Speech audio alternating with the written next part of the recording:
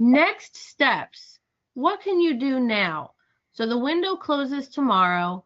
Everybody's getting excited for all of the holidays that are going on, and the new year is just right around the corner, which means data is going to be due in EMIS or EAS very soon. But at the same time, children are still growing and developing. Teachers are still planning and engaging with children. So depending on your role, definitely we want you to be communicating. We want you to communicate with district administrators, data managers, anybody who was not on this webinar. Communicate with them. Ensure that you have an account. If you are an administrator and you don't have an account for K-Ready, but you want one, talk to your data manager, reach out to us or the help desk. Support. Support and encourage your teachers. We have a wide array of support people on this webinar today. So please reach out and see, do they need any help with planning? Do they need any help with analyzing their data to inform their instruction and support student growth and development? That goes along with the analyze piece. You might be analyzing data. You might be seeing some trends in students that need further diagnostic assessment.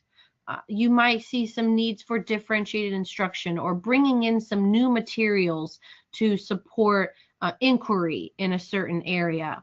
Remember that if you're using the full assessment, that's 6 or 7 domains, depending on whether or not you're including the arts.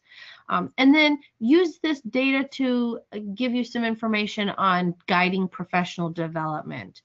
We would love to chat with you more about those 4 areas if you need further support. My favorite is the analyze and support. We know you're required to report.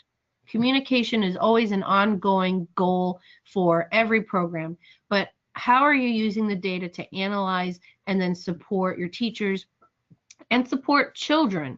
Not listed on here is supporting families.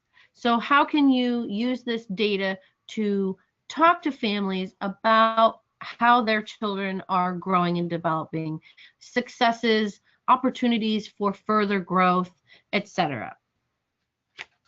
Okay, and so what we would like to do next is talk about getting feedback on your experience.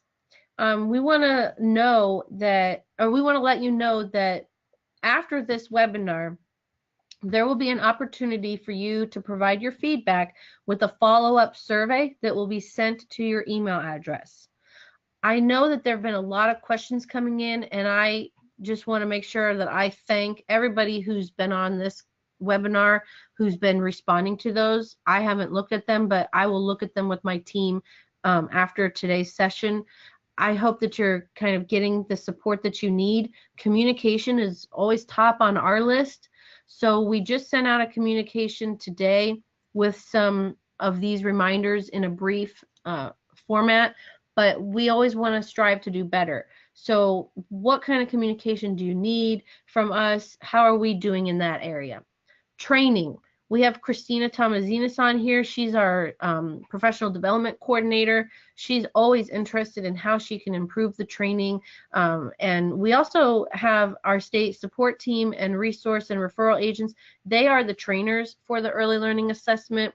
So if they're listening and they're on here, reach out if you ever need any more assistance or have comments or questions. And then administration. How is it going, understanding the difference between the administration window or the assessment window and the reporting window and your local timelines that you're using. And then finally, the K-Ready system. K-Ready system is huge. There are lots of parts and pieces to it, especially if you're a data manager. You have that role of adding your students, your teachers, the enrollment, and that can kind of be daunting, but how can we make it easier for you? The help desk has so many resources, which Ed is going to show you in a few minutes.